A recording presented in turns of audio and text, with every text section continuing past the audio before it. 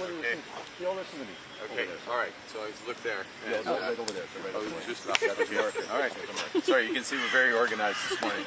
Wow. Okay. Probably most efficient just to go straight to questions, given the timing and everything. So. Okay. Oui, bonjour, M. Carney, Sandrine Vera avec Le Devoir. Vous avez eu plusieurs rencontres bilatérales depuis lundi, mais aujourd'hui, vous quittez Evian sans en avoir obtenu une avec le président Trump. Est-ce que les Américains vous ont donné une explication sur le pourquoi il a refusé de vous rencontrer?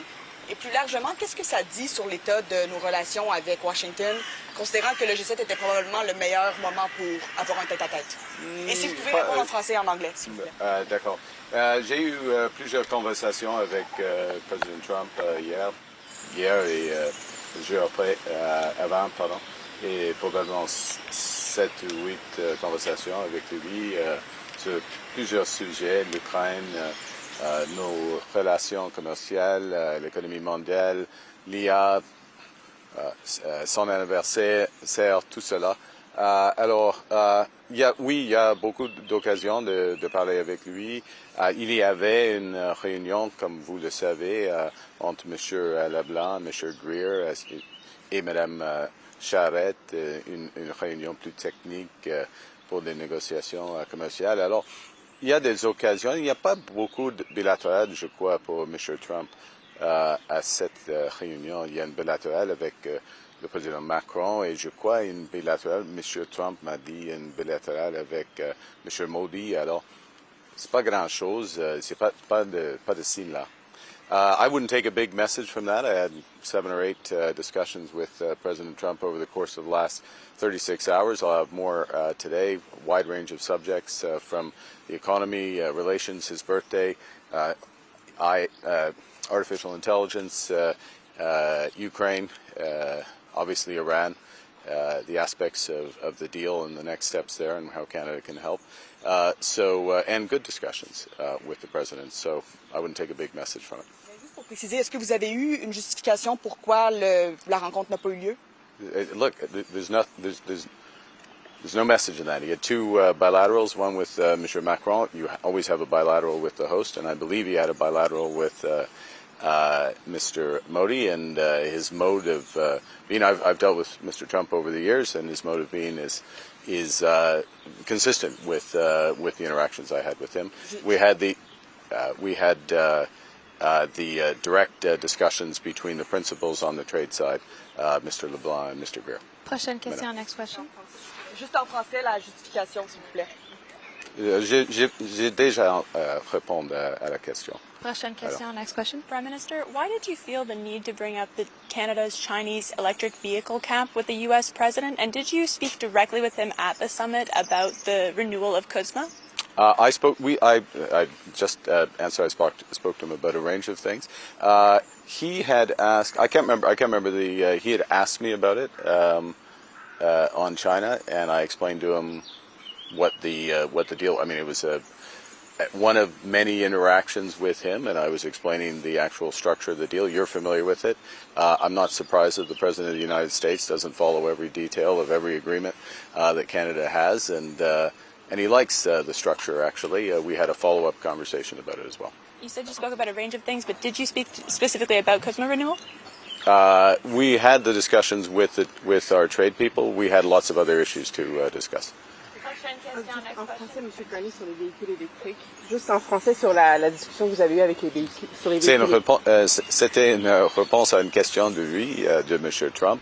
Ce n'est pas une surprise que le président des États-Unis il ne connaît pas tous les détails de tous les accords du Canada avec d'autres pays. Et je veux souligner que le Canada a signé plus de 20 accords en économie et de sécurité pendant la dernière année. Alors, ouais. Prime Minister Brian Platt with Bloomberg. I wanted to ask more on Chinese cars. The deal that you announced in January expected Chinese investment in Canada's auto sector. Minister Zhou Li is in China for most of this week. Do you have a clear idea yet of how this might happen? In Europe, Stellantis is actually starting to build Chinese EVs in its factories here. Do you expect that that's how this may play out in Canada? I would say the following.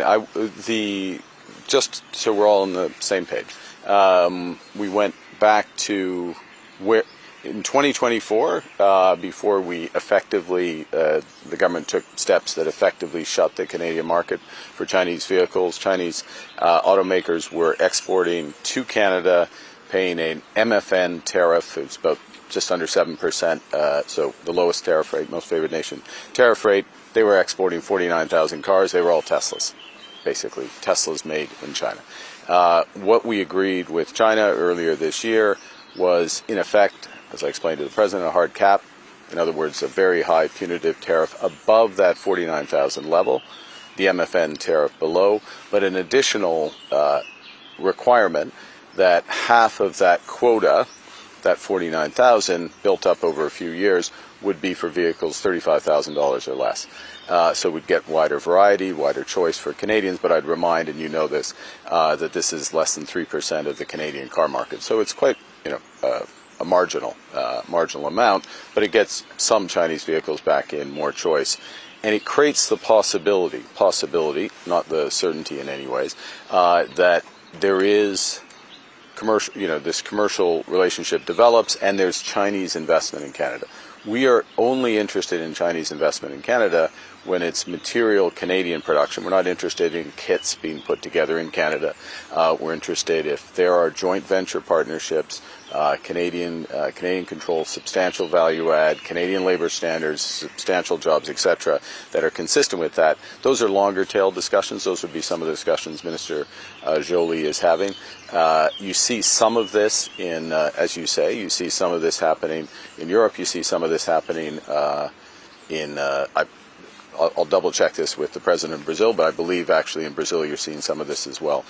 So it's a natural evolution of their business model.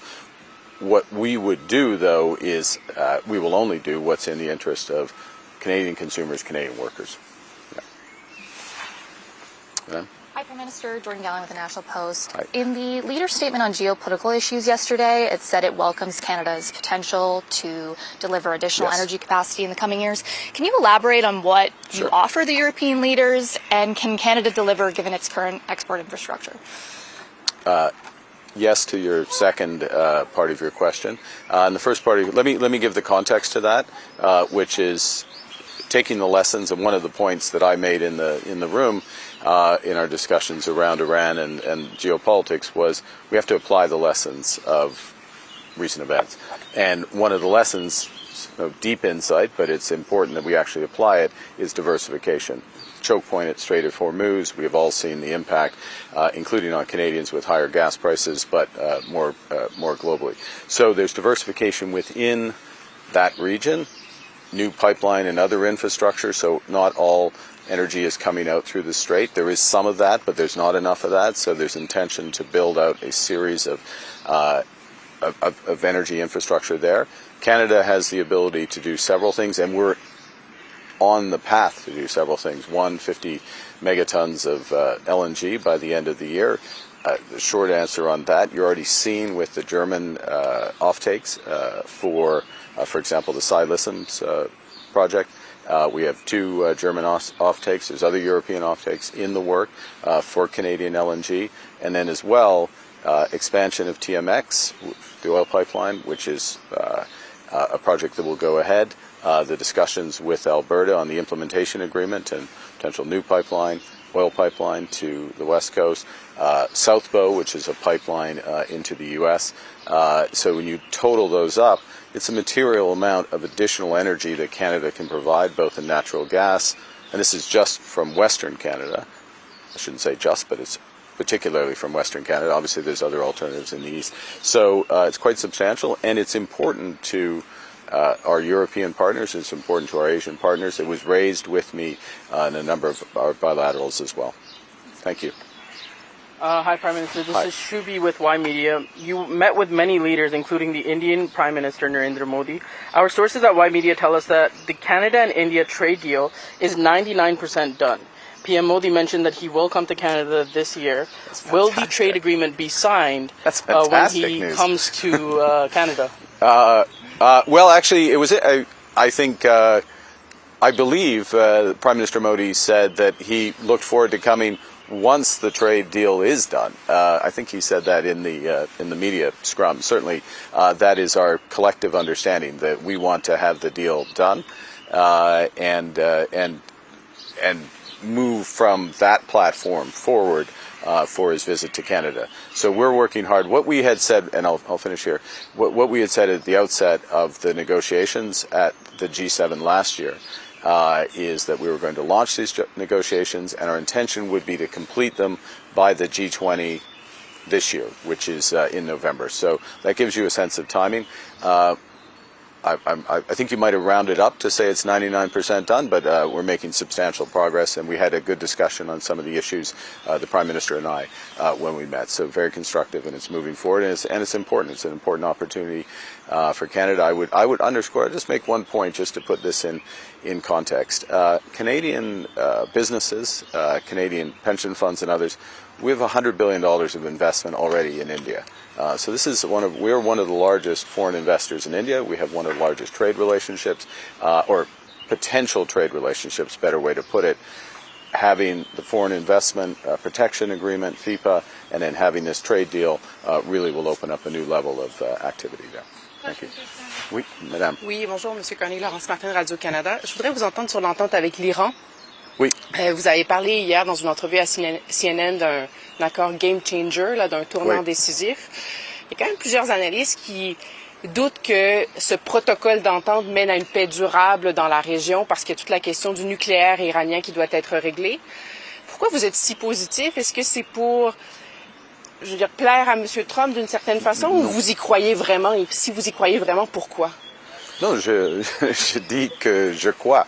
Je dis que je crois ou je sais. Et dans le sens, il y a une possibilité ou une probabilité que cet protocole d'entente, d'accord, est une game changer parce que dans les discussions sur l'Ukraine, il y a un changement d'orientation des États-Unis et le président Trump. Ok, une position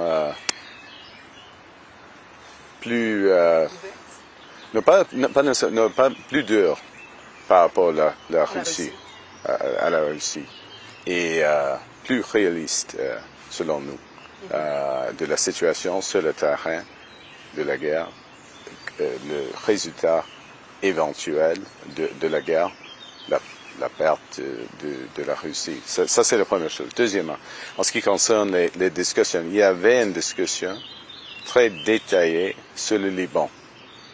C'était soulevé par le Canada, la France, mais à cause de l'accord avec l'Iran, il y avait une discussion, comme j'ai dit, plus détaillée sur le Liban. Ça, c'est une game changer, donc dans un sens, oui. Et troisièmement, en ce qui concerne l'accord avec l'Iran, c'est la fin dans l'accord, c'est la fin du programme nucléaire et oui, c'est pas fait, mais il y a une possibilité, c'est le commencement d'un processus. Il y a des incentives très grands pour l'Iran de respecter ses engagements. On verra, oui, il faut travailler. Et vous y croyez? Vous croyez que ça peut mener à une paix durable dans la région? Ça crée la possibilité. Il y a plusieurs risques qui existent, mais je voudrais souligner le changement de ton, le changement de possibilités au Liban et en Ukraine. Et ça, c'est des game changers. In English,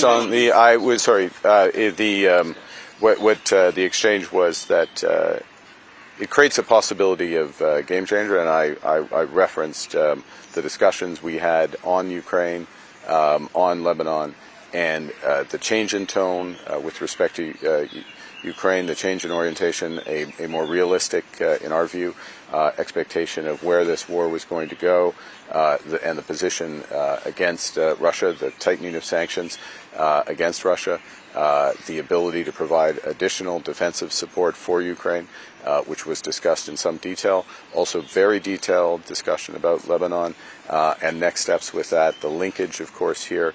Yes, there are risks. Yes, the accord has to be put into place. But the very fact of it and the fact that so many countries were involved in its development and are vested in its development does create knock-on effects, positive knock-on effects. And that's what I believe, and of course Canada will do what we can to support the realization of those. Last question. Yeah. Rob Gillies from AP. Yeah. You mentioned you saw in your interview the Iran deal, the details of it. Yeah. What's your understanding of the $300 billion, where that money is going to come from? And I think you also mentioned that Canada maybe have a role, like you're going to be advising it all? There's a variety of things that we can do. I guess the couple of things. One, there are frozen assets. I think it's for the principles of the deal to speak to the details of the money. To be clear, there's no Canadian money going in that. What you need in any of these accords is you need people to help implement them, third parties to help implement them, moderators, overseeing. If you have money that's linked to, which is the case with this deal, which has conditions and linked to the fulfillment of those conditions and being managed, sometimes you have third countries do that. Canada is, of course, willing to help if that's appropriate. En français, M. Carney, sur le 300 milliards. Pardon? En français, sur le 300 milliards et la contribution du Canada. OK. Soyons clairs, c'est aucune contribution du Canada, mais il y a possibilité dans tous les accords du pays, il y a des troisième parties d'autres pays qui va faire un service, en effet, de gérer l'argent et gérer la distribution de l'argent. Très rapidement, madame. Yes. Okay. Sorry. By the time the Pope's encyclical came out, Yeah. the AI strategy was pretty baked, but it calls for widespread adoption. And I'm just wondering, given your faith, if you've reviewed the encyclical and if it gave you any pause about what will come next when it comes to... I would say the following. One, yes, I've read it, and yes, actually, I spoke to the Pope about it. I also read and helped write the AI strategy, so I'm familiar with both documents, as you would expect, certainly on the AI strategy. I would bring the following, where it comes together, and arriving at a similar position from very different roles, which is AI, particularly AI, but this is true for any should be true for any technology, is that the deployment of AI has to have people at the center. So having people at the center in this case means the following. One, all Canadians having the opportunity to learn how to use AI, to have the tools, literally the access to the AI tools. So it is AI for all. It's as equal as possible. That's what one of the things that makes Canada great, is that we always strive for equality where we can. So that's first and foremost. And there's a series of things in the AI strategy that look to accomplish that. We have more work to do. It'll be some of the discussions I have on the sidelines here and follow up with some of the AI companies. So that's the first element of having people at the center. And then the second is, to what purpose? What's the point of the deployment of AI? Medical solutions, helping as opposed to harvesting, cultural discovery, as another example. So there's a series of ways that we can deploy it. Making government work for people better would be a third obvious. And so core to the strategy is a series of missions. We'll start on healthcare in terms of delivery. So that's where those two come together. Thank you, Kate. Merci beaucoup. I wish him a happy birthday. He's very pleased. I did give him a present and he likes it a lot. Who was the president? What was the president? What is it?